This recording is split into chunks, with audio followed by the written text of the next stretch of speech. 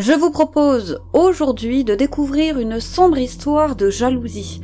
Une jalousie tenace puisqu'elle remonte à 30 ans avant les faits et qui a pour improbable décor une clinique de chirurgie esthétique. Je ne vous en dis pas plus aujourd'hui, la triste histoire de Sandra Baker Joyner.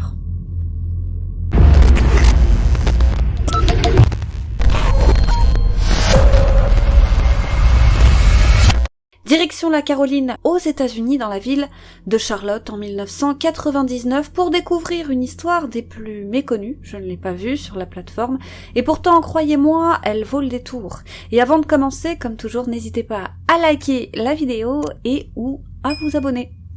La belle Sandra Joyner, 43 ans, avait tout pour elle. Un mari aimant et des enfants qu'elle chérissait plus que tout au monde. Mais voilà, cette même année, son monde va s'écrouler. Son mari la quitte.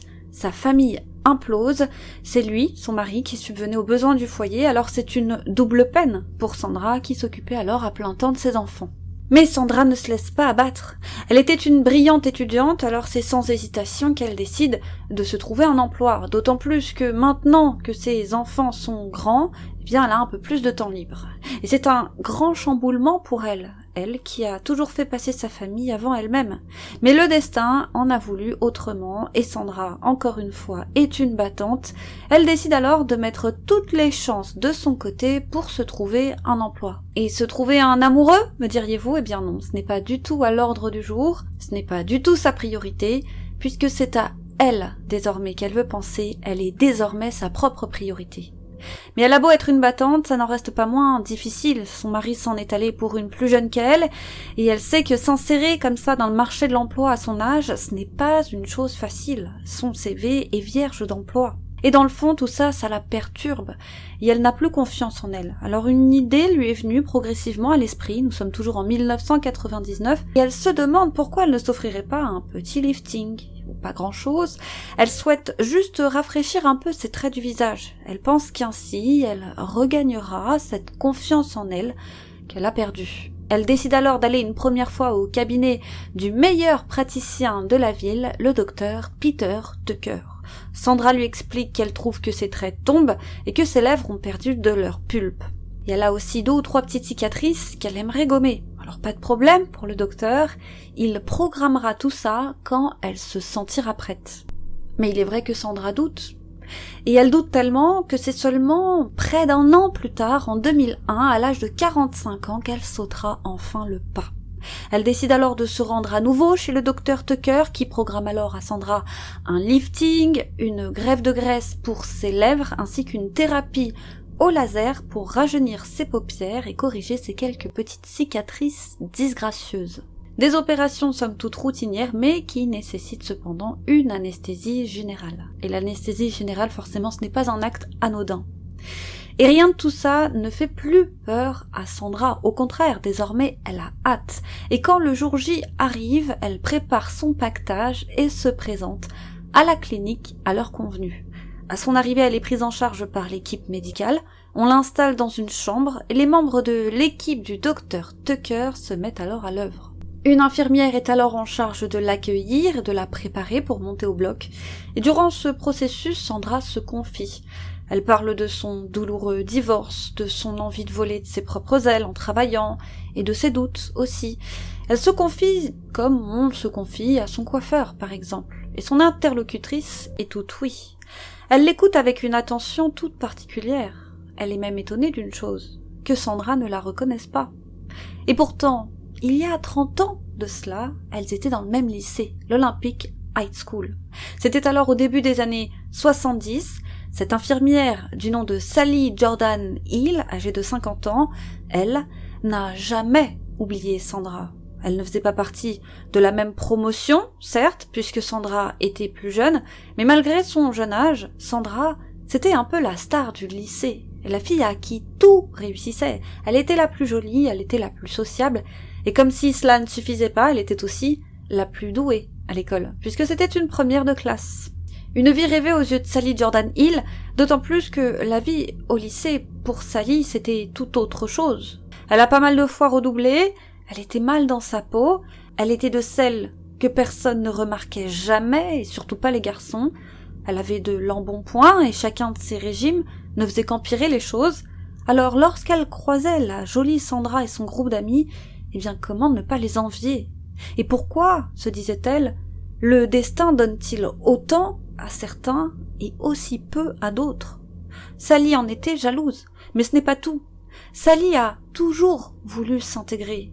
À l'époque, elle n'a jamais perdu espoir et malgré le fait qu'elle se sentait mal dans sa peau, elle avait fini par enfin oser se présenter à la sélection de cheerleading du lycée, les pom-pom girls en d'autres termes, et elle était pleine d'espoir. Mais comme si le destin s'acharnait, elle avait vite été évincée du processus de sélection.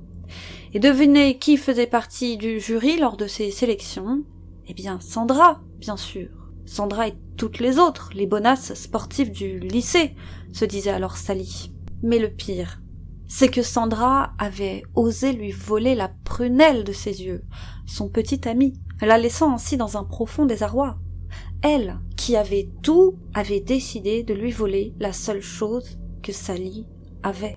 Et que 3 décennies plus tard, Sandra ne la reconnaisse même pas, bien ça ne n'étonne pas vraiment Sally dans le fond. Elle se garde bien de dire à Sandra qui elle est, de lui dire qu'il fut un temps, elle côtoyait le même établissement, qu'il fut un temps, elle lui a volé son amoureux, et Sandra, de son côté, n'en finit plus de raconter sa vie, sous le regard attentif de Sally, qui se demande si elle finira enfin par la reconnaître. Mais non.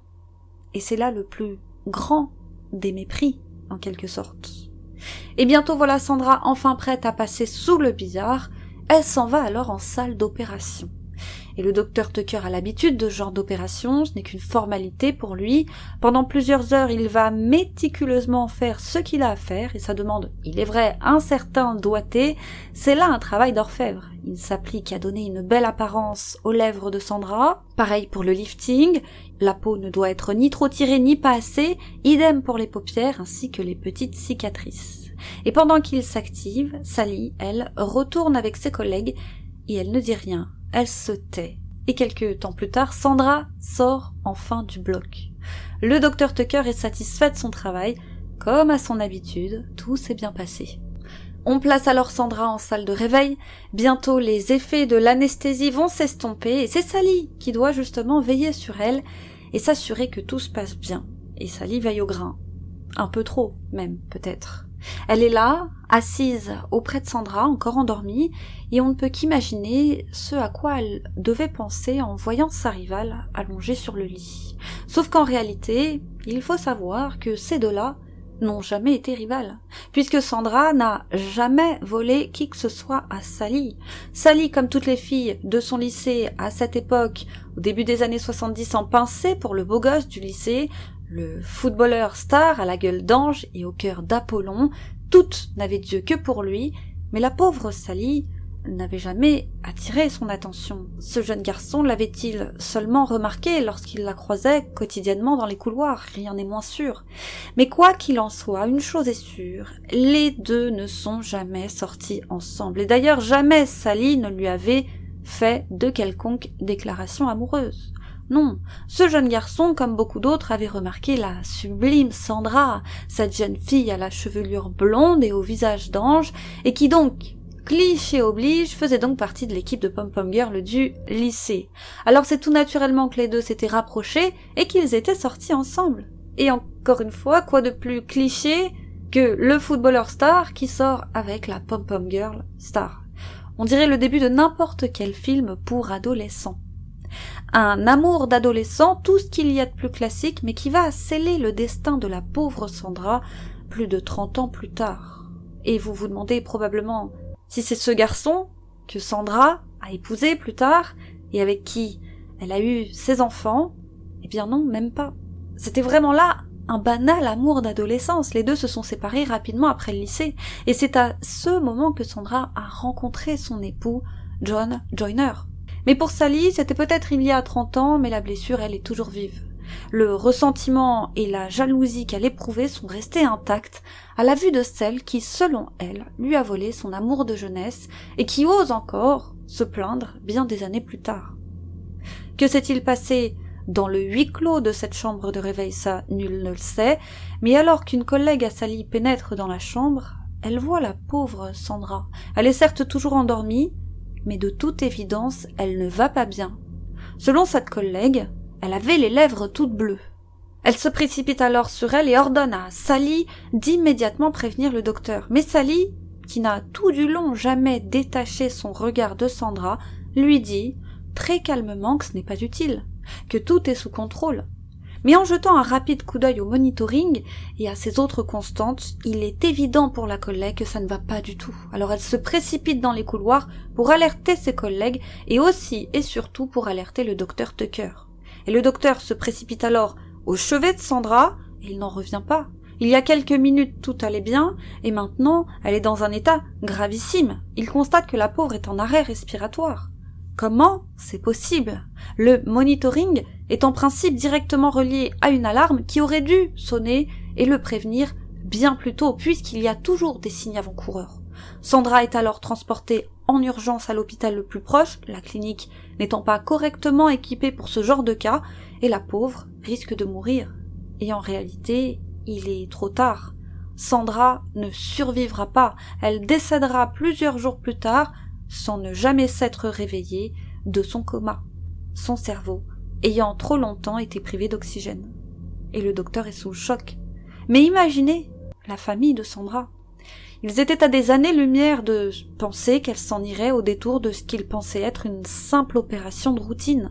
Sandra ne s'était même pas faite accompagner par ses proches, tellement tout le monde pensait qu'elle sortirait le soir même et qu'elle serait auprès d'eux. Alors forcément les proches portent plainte sans attendre contre le cabinet du docteur Tucker, mais le docteur Tucker ne les a pas attendus pour mener sa propre enquête. C'est sa réputation qui est en jeu, son travail, mais aussi et surtout, une femme est morte, et ça c'est la première fois que ça lui arrive. Et il ne croit pas à l'accident ou au terrible hasard de la vie. Il sait qu'il s'est passé quelque chose dans cette salle de réveil, puisque l'infirmière qui était intervenue lui avait fait part entre-temps de ses doutes quant au comportement troublant de son infirmière, Sally. Alors il va interroger les membres de son équipe un par un, et rapidement, il apprend quelque chose d'étonnant, quelque chose que vous savez déjà, puisqu'une collègue se souvient bien de Sandra Joyner. Cette odieuse Sandra, avait-elle même pensé. Elle explique au docteur qu'elle se souvient parfaitement qu'1 an et demi plus tôt, en 1999, lors de la première visite de Sandra chez le docteur, eh bien, Sally lui avait parlé d'elle. C'était alors un potin croustillant, comme un autre, au détour de la machine à café. Elle se souvient que Sally lui avait raconté que Sandra et elle étaient au lycée ensemble, et que la successful Sandra avait été sans pitié avec elle, n'hésitant pas à lui voler son petit ami de l'époque. Alors quand cette même collègue a appris pour ce décès soudain, quand elle a appris que c'était justement Sally qui était en charge de son réveil, et donc du réveil de son ancienne rivale, forcément, elle avait fait le lien. Et si tout ça était une simple question de jalousie et de rancœur? Et le docteur n'en revient pas. Il entrevoit là un mobile. Il attend alors avec impatience les résultats des analyses de sang de la pauvre Sandra et découvre qu'un puissant analgésique lui avait été administré. Mais comment est-ce possible? Cet analgésique, il ne l'a jamais administré à Sandra. Et il n'a jamais donné l'ordre à qui que ce soit de l'administrer à Sandra. Et surtout pas dans une telle quantité. C'était la catastrophe garantie. Une erreur de débutant que même un étudiant en médecine en première année n'aurait jamais fait. Il licencie alors sur le champ Sally, qu'elle quitte son établissement. Sally bredouille que, voyons, elle n'y est pour rien, mais à d'autres. Et il la prévient, il va même déconseiller à ses compères de l'embaucher. Ce qui n'empêchera pas Sally d'intégrer un autre poste ailleurs. Mais toute cette histoire n'a dans le fond que peu d'importance aux yeux de l'administration, car c'est la responsabilité du docteur Tucker qui est engagée, car son équipe était justement sous sa responsabilité. Et le docteur Tucker sait pertinemment qu'il devra en assumer les conséquences, qu'il risque même de perdre sa licence, mais au-delà de tout ça, il en fait une affaire personnelle. Il veut laver son honneur. D'ailleurs, il sera tenu plus tard légalement responsable de cette erreur de dosage et devra indemniser la famille de Sandra. Soit, c'est normal à ses yeux. Mais fort heureusement, il conservera sa licence et pourra ainsi continuer ses activités. Mais encore une fois, ce n'est pas une question d'argent pour lui. Ce qu'il veut, et il ne lâchera rien, c'est que la véritable responsable soit traduite en justice, qu'elle paye pour ce qu'elle a fait. Et en parallèle à tout ça, cette grossière erreur médicale a bien évidemment fait le tour de la ville, et les patients ont déserté un temps son cabinet, mais un temps seulement, car ça n'empêchera pas sa clientèle d'affluer à nouveau, car il n'en reste pas moins l'un des meilleurs praticiens de la région. Mais c'est encore une fois une question d'honneur pour le docteur Tucker. Il est persuadé que son infirmière jalouse est responsable de la mort de Sandra et que ce n'est pas une erreur médicale. Alors il contre-attaque, il va même payer les services d'un détective privé dans le but d'en savoir plus sur cette période du début des années 70. Et c'est ce détective qui va découvrir une grande partie des faits que je vous ai annoncés plus tôt et qui seront confirmés par l'entourage ainsi que Sally elle-même. Donc ce détective va réunir plusieurs témoignages, sans compter que selon le docteur lui-même, l'alarme reliée au monitoring a été volontairement débranchée. Et c'est pour ça qu'il n'a pas pu agir à temps. Et il va alors convaincre les enquêteurs de réétudier l'affaire de la pauvre Sandra. Au début, les enquêteurs traînent le pied, un an passe, puis 2, puis 3, mais le docteur Tucker va insister encore et encore avant qu'on ne le prenne enfin au sérieux. Et il est vrai qu'il a un dossier solide, se disent les enquêteurs, un dossier que le docteur Tucker n'a eu de cesse d'étoffer à travers les années. Et il est vrai qu'il y a un lien indéniable entre Sandra et Sally. Le procureur Peter Gilchrist demande alors à l'escouade des affaires non résolues du département de police de se charger de cette affaire, car les faits remontent à plusieurs années en arrière, et que, de ce fait, il les juge plus qualifiés qu'une équipe traditionnelle d'enquêteurs. Décision est alors prise d'ouvrir une enquête et d'interroger Sally. Enfin, se dit le docteur Tucker, enfin. Il leur a tout de même fallu 3 longues années avant d'enfin prendre cette affaire au sérieux. Et pour lui, c'est une honte. Mais au moins, l'enquête est en cours. Et Sally va expliquer aux enquêteurs qu'effectivement, elle a fréquenté le même lycée que Sandra. Et avant ça, encore le même collège. Alors oui, elles se connaissaient, mais de vue. Mais Sally explique que c'était le cas de tous, à l'époque. Les adolescents se connaissaient entre eux, du moins de vue, alors quoi de plus normal? Et est-ce que ça fait d'elle une criminelle pour autant? Non. Alors on lui demande les interactions qu'elles avaient eues ensemble, et Sally va avouer ce que les enquêteurs savent en réalité déjà. Et ça constitue effectivement un sacré mobile. Mais encore faut-il prouver les choses. Sally rejette la faute sur le médecin. Elle n'a selon elle pris aucune liberté, elle n'a fait qu'appliquer les ordres du docteur Tucker. Quant au monitoring débranché, ce n'est pas elle. C'est une faute d'inattention commise par une autre infirmière en charge de l'installation de l'équipement visant à accueillir Sandra en salle de réveil. Sandra et les autres patients. On interroge alors cette autre infirmière qui dément catégoriquement, elle n'a jamais oublié de le brancher, c'est faux. Et d'ailleurs, ce système de secours n'est jamais débranché, ça n'a pas de sens pour elle. À ce stade, c'est donc la parole des uns contre celle de l'autre, si je puis dire. Néanmoins, à la lumière de ces nouveaux éléments, les enquêteurs estiment qu'il y a assez de matière pour présenter l'affaire devant un tribunal. Sally va donc devoir répondre de ses actes pour le plus grand plaisir du docteur Tucker. Elle risque alors la prison à vie et elle est alors envoyée sous les verrous et ce, sans caution, dans l'attente de son procès.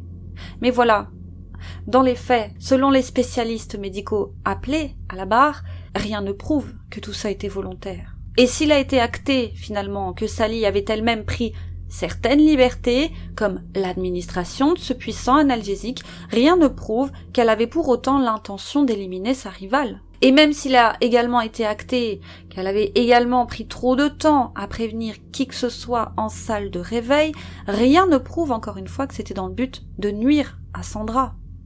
Alors, après une longue étude du dossier, décision est rendue que Sally n'aura plus jamais le droit d'exercer le métier d'infirmière, mais cependant, elle ressort libre du tribunal puisqu'elle est déclarée innocente.